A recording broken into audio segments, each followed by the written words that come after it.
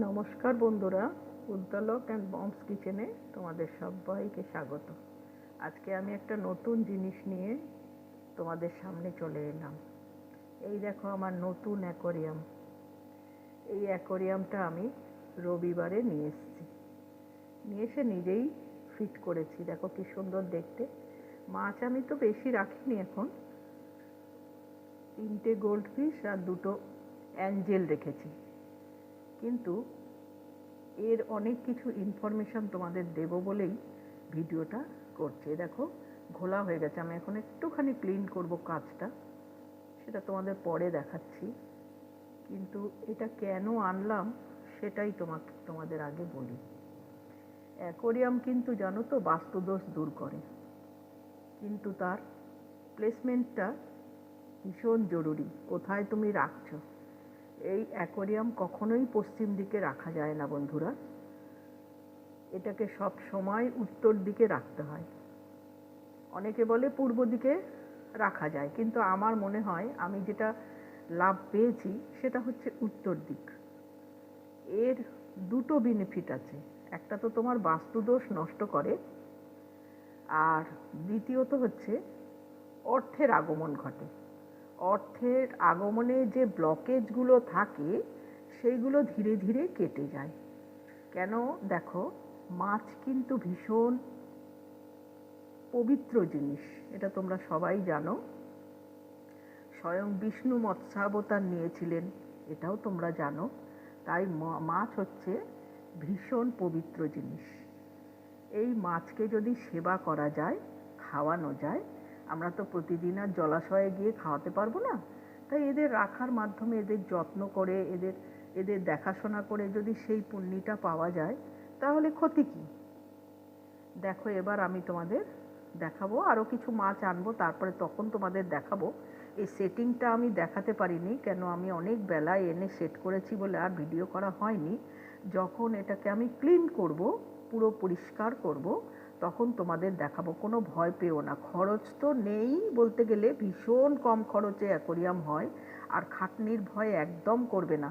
কত সহজে যে এটা সেট করা যায়, এটা পরিষ্কার করা যায়, আমি প্রতি মুহূর্তে তোমাদের ভিডিও করে করে দেখাবো।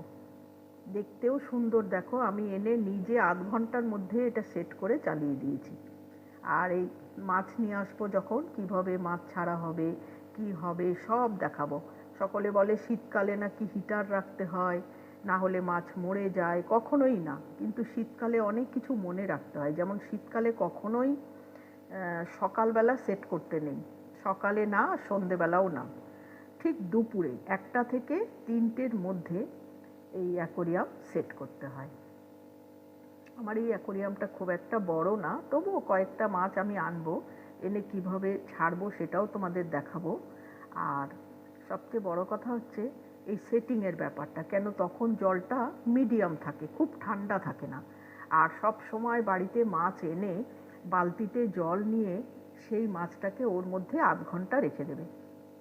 মাছের দোকানে বলে 10 মিনিট রাখলেই হবে, আসলে তা না, আধ ঘন্টা রাখলে ওই ওয়েদারে ওই জলটা অ্যাডজাস্ট হয়ে যায়, তাহলে মাছের কোনো ক্ষতি হয় না। এইটুকু মনে রাখলেই অনেকটাই মনে রাখা। আর সাজানোটা তো তোমার উপরে নির্ভর করছে, তুমি কিভাবে অ্যাকোরিয়ামটাকে সাজাবে, কিভাবে মাছটাকে যত্ন করবে ঠিক টাইমে। আর মাছদের সবচেয়ে বড় জিনিস হচ্ছে অতিরিক্ত খেতে দিতে নেই। অতিরিক্ত খেতে দিলে কি হবে, অ্যাকোরিয়াম নোংরা হয়ে যায় তাড়াতাড়ি। একটু বুঝে খেতে দিতে হয়। এইবার আমি তোমাদের দেখাবো এর ক্লিন করাটা। এবার আমি সব বন্ধ করে দিলাম, এইবার আমি ক্লিন করব। জাস্ট কাঁচটাকে একটু ক্লিন করব, আর কিছু না।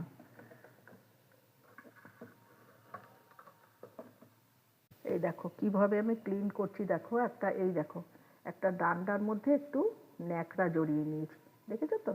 ভালো মতো দেখে নাও। এই দেখো, এইবার এইটা দিয়ে আমি শুধু গাটাকে একটু মুছে দেবো। এই এই গাটাকে একটু মুছে দিচ্ছি, দেখো। এই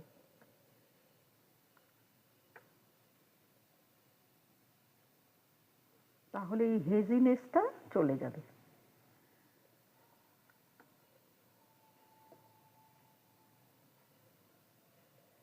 এই দেখো, এই কাঁচের ভিতরটা একটুখানি হেজিনেসটা দূর করে দিচ্ছি।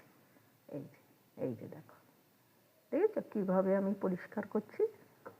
এই জাস্ট 2 মিনিটের কাজ। আবার আমি এখন চালিয়ে দেবো। এই হয়ে গেল আমার ক্লিন করা। এবার আমি 1 মগ জল দেবো। কেন বলো তো? জলটা অনেকটা কম তো, তাই আমি 1 মগ জল এর মধ্যে দিয়ে দেবো। এখন দুপুরের টাইম, এখন জল দিলে কোনো সমস্যা হবে না, সেই জন্য আমি এই সময় জলটা দেবো। দেখো, এই দেখো ওপরে একটু ফাঁকা রেখেছি, দেখেছো? ওই জন্য জলটা এখন দেবো। এখন জলটা তো বেশি গরম, ঠান্ডাও না গরমও না, ওই জন্য এই সময় জলটা দেবো। সব সময় মনে রাখবে, জলটা যখন দেবে অ্যাকোয়ারিয়ামে, তখন কিন্তু অতিরিক্ত ঠান্ডা বা অতিরিক্ত গরম এরকম কিছু দেওয়া করা যাবে না। এইটাই শুধু মনে রাখবে। এই যে ঢাকনাটা রয়েছে তো, এখানে একটুখানি পড়লো, এটা আমি আবার ঠিক করে দেবো। তাও ঢাকনাটা লাগিয়ে নিচ্ছি। এই দেখো, এবার ঢাকনাটা বসিয়ে দিলাম।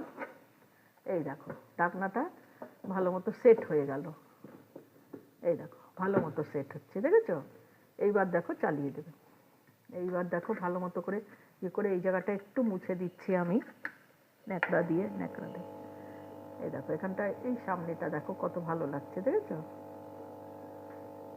এই যে এই পাম্প চলছে তো, এখন এই যে নোংরাগুলো আমি একটুখানি গা থেকে বের করে দিলাম, ওই জন্য দেখো একটু হেজি হয়ে গেছে। যেই পাম্পটা আমি বন্ধ করে দেবো, তখনই দেখবে আবার ক্লিন, সাফ স্বচ্ছ হয়ে যাবে জলটা। ও এটা খুলে দে পাম্পটা। এই দেখো আমি পাম্প খুলে দিলাম। এখন পাম্পটা বেশিক্ষণ চালাতেও নেই, ওরা বলে সারা দিন রাত 24 ঘন্টা চালিয়ে রাখতে, কখনোই না। আমি তো চালাই না।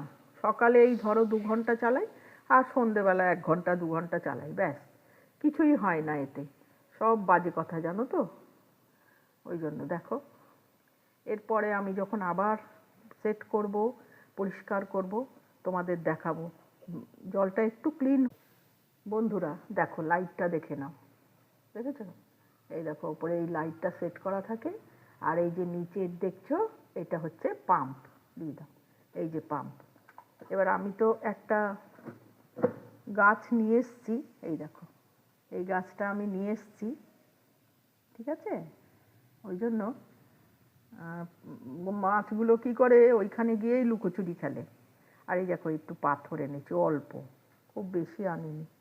দেখো, আমি আবার যখন নতুন মাছ আনবো তখন ছাড়বো।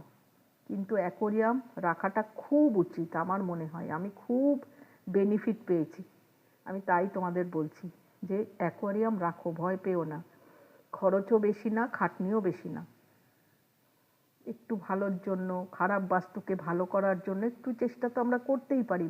বাস্তু ভালো করার জন্য কত টাকা পয়সা নষ্ট হয়, তো এইটা তো করলে অনেক ভালো হয়। দেখো একবার করে, যদি ভালো হয় তো খুব ভালো কথা। ভিডিওটা বড় হয়ে যাচ্ছে, এবার রাখছি। আর আমি এক কাজ করব, এবার যখন মাছ আনবো তোমাদের আবার সেই মাছ ছাড়াটা দেখাবো।